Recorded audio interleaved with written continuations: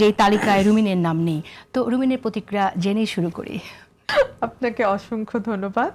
আমি গণমাধ্যমে আমার যে ভাইরা আছেন, যারা সবসময় আমার পাশে ছিলেন, এখনো আছেন এবং ভবিষ্যতেও থাকবেন বলে আমি বিশ্বাস করি, আমার মনে হয় তারা একটু ধাক্কা খেয়েছেন হয়তোবা, আমি জানি না, না হলে আমি নিজেও খুব অবাক হয়েছি যে আমার আসনে এখনো কাউকে ডিক্লেয়ার করা হয়নি, এটা এখনো উইথ হোল্ড আছে, যেমন 63টা আসন এখনো কেউ ডিক্লেয়ার্ড হয়নি, তো আমার আসনটা তার মধ্যে একটা।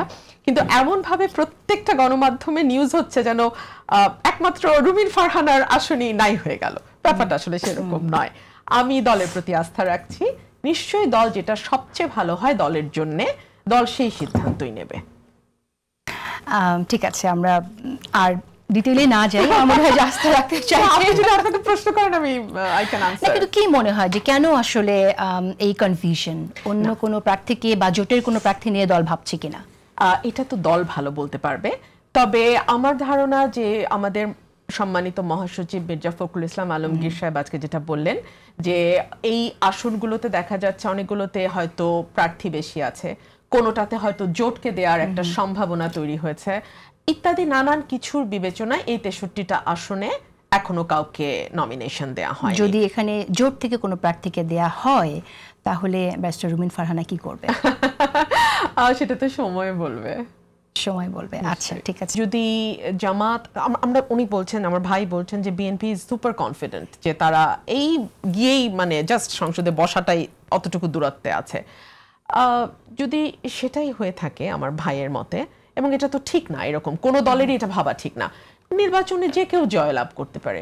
জামাত যেভাবে জাকসুতে অন্যগুলোতে জয়লাভ করেছে, জামাত কিন্তু জাতীয় নির্বাচনে, আমরা তো যদি একটা ফেয়ার ইলেকশন হয়, যদি আগে থেকে ম্যানিপুলেটেড না হয়, মানুষ যাকে রায় দেবে, মানুষ যাকে ভোট দেবে সেই সংসদের সংখ্যাগরিষ্ঠতা পাবে।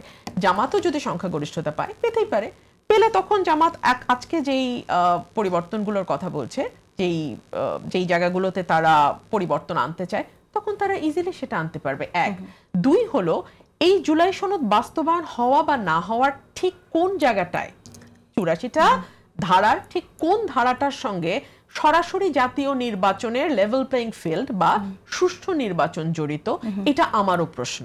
কারণ আমরা যেগুলো দেখেছি, হ্যাঁ, তার সবই হচ্ছে বেসিক কাঠামো সংক্রান্ত, সংবিধানের বিভিন্ন অনুচ্ছেদ সংক্রান্ত, আমাদের সরকারের বিভিন্ন উইং এর মধ্যে ক্ষমতার ভারসাম্য সংক্রান্ত, বিচার বিভাগের স্বাধীনতা সংক্রান্ত, আপনার তত্ত্বাবধায়ক সরকার কিভাবে গঠিত হবে সেই সংক্রান্ত, মানে এগুলো মানে ডাইভার্সিফাইড নানান বিষয় নিয়ে এই সংস্কারগুলোর কথা এসছে।